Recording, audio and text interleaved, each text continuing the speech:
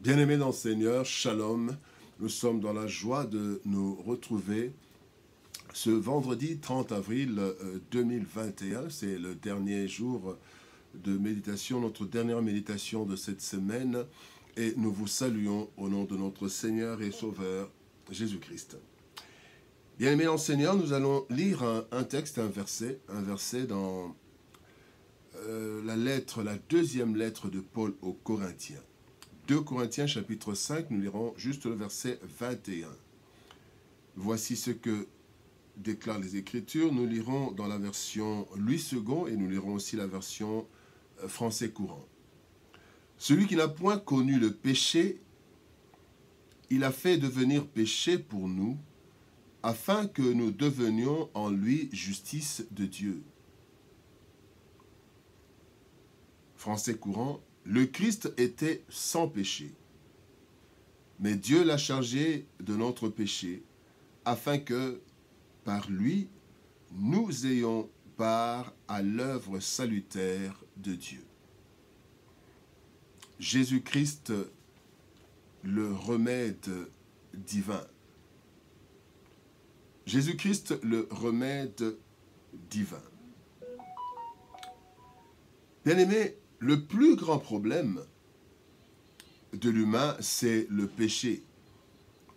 Cette désobéissance de nos premiers parents nous a coûté et nous coûte encore cher jusqu'à ce jour. En effet, la Bible dit, par un seul homme, le péché est entré dans le monde, et par le péché, la mort, et qu'ainsi la mort s'est étendue sur tous les hommes, parce que tous ont péché. Romains chapitre 5, verset 12. Voilà pourquoi il est écrit dans Romains 3, 23, « Tous ont péché et sont privés de la gloire de Dieu ». Le problème du péché, sous plusieurs formes, continue à ronger notre société.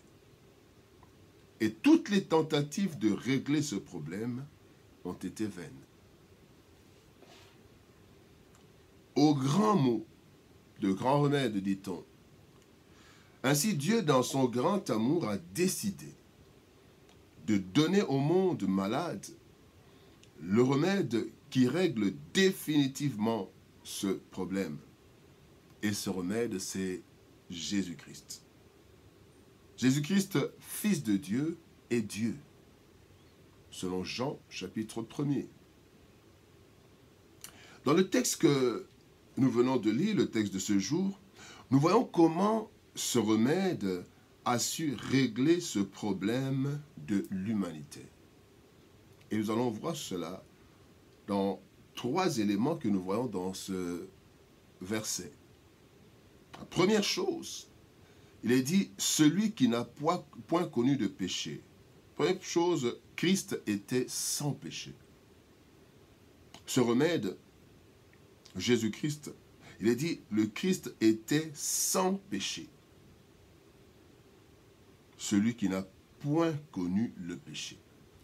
Pour sauver l'humanité, bien-aimée, sauver l'humanité du péché, il fallait un homme sans péché.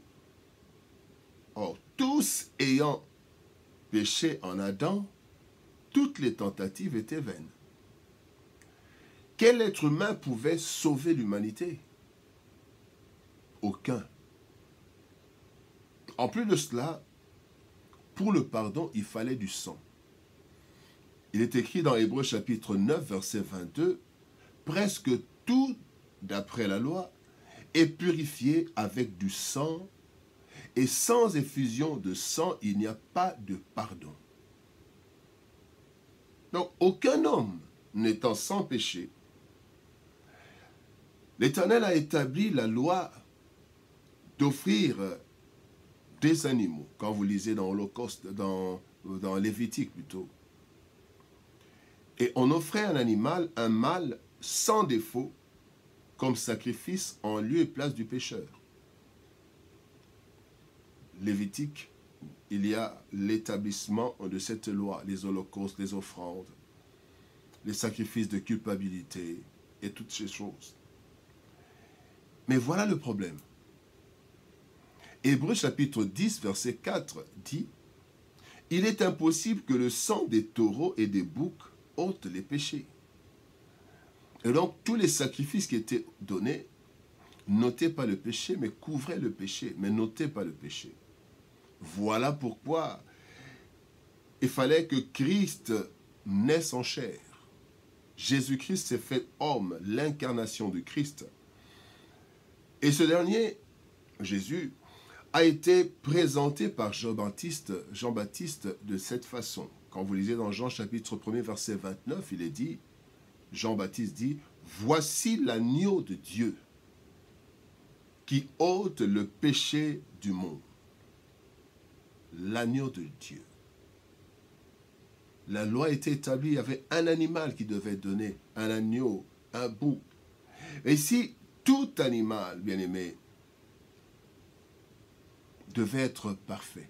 Et alors, tout comme l'animal qui devait être offert en holocauste, Christ était mâle et sans défaut. Il était parfait. Et la lettre aux Hébreux nous dit qu'il a été tenté en toutes choses sans commettre aucun péché. Hébreux chapitre 4, verset 15. Donc Christ est né sans péché, Christ a vécu sans péché. Ce remède que Dieu avait trouvé, c'était un remède totalement pur, pas de mélange. Christ était sans péché. Le deuxième élément que nous voyons dans ce texte, il est dit maintenant comment ce remède a agi, c'est que Dieu l'a chargé de notre péché. La Bible dit, il l'a fait devenir péché pour nous, dans le français, dans Louis II. Donc Dieu a chargé Jésus-Christ de notre péché. Dans le rite d'expiation que le Seigneur a prescrit à Israël, le pécheur devait poser sa main sur la tête de l'Holocauste, l'animal à sacrifier, et cet Holocauste qui sera agréé de l'Éternel pour lui servir d'expiation.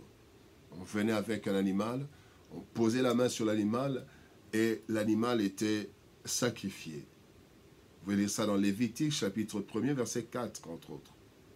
Il y avait donc une sorte de transfert des péchés de l'homme sur l'animal qui devait être égorgé. Le sang servait alors pour le pardon et l'animal était brûlé sur l'autel. C'est ce qui s'est passé avec le Seigneur Jésus-Christ. Hébreux chapitre 9, verset 28 nous dit « Christ s'est offert une fois pour porter les péchés de plusieurs. » C'est ainsi que Christ, bien-aimé, l'agneau de Dieu, a été chargé de nos péchés. N'ayant pas commis de péché lui-même, Christ n'est pas devenu pécheur, bien qu'il soit chargé de péché.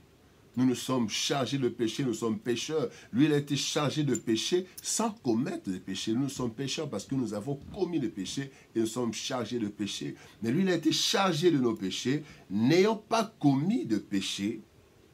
Voilà pourquoi la Bible dit, il est devenu péché, pas pécheur. Il est devenu péché puisqu'il a été chargé des nôtres. Il est devenu péché et non pécheur. Voilà que se réalise cette prophétie d'Ésaïe, chapitre 53, verset 5. Il est dit, « Mais il était blessé pour nous, pour nos péchés, brisé pour nos iniquités. Le châtiment qui nous donne la paix est tombé sur lui. » Il a été chargé de nos péchés. Voici comment le remède a agi. Christ a été chargé de tous nos péchés. Et pourquoi cela? C'est le troisième point. Le troisième point, nous voyons le troisième élément qui nous est donné ici, c'est afin que par lui, nous ayons part à l'œuvre salutaire de Dieu. Dans le français, dans Louis II, il est dit, afin que nous devenions en lui justice de Dieu. Bien-aimés, puisque la raison de notre condamnation le péché a été porté par le Seigneur Jésus-Christ avec sa mort à la croix, nous sommes donc libérés de la condamnation, nous qui croyons en Jésus. C'est ainsi qu'il est écrit, Romains chapitre 8, verset 1, « Il n'y a donc maintenant aucune condamnation pour ceux qui sont en Jésus-Christ. » À la Sainte Seine, quand Christ donnait le vin aux disciples, il dit « Ceci est mon sang, le sang de l'alliance qui est répandu pour plusieurs, pour la rémission des péchés. » Matthieu chapitre 26, verset 28. Le sang qui a coulé a créé l'alliance avec Christ et la rémission des péchés. Ainsi, nous pouvons prendre part à l'œuvre salutaire de Christ. Nous sommes justifiés, nous qui croyons en Jésus-Christ comme Sauveur et Seigneur. Et notre foi, bien-aimés, c'est de cette façon que nous touchons l'agneau de Dieu, l'agneau qui est sacrifié à notre place. Jésus-Christ, le remède divin. Bien-aimés, l'œuvre de la croix a été parfaite. Elle a rempli les exigences du salut. Christ, l'agneau parfait, a pris sur lui nos péchés et ainsi nous a rendus libres et bénéficiaires de son salut. Il n'y a donc plus d'autre sacrifice car celui de Christ a été complet, total et parfait.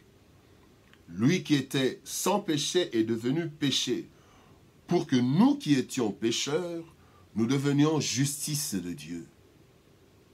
Aucun autre être ne pouvait remplir ces conditions, si ce n'est le Seigneur Jésus-Christ, notre Sauveur et Seigneur.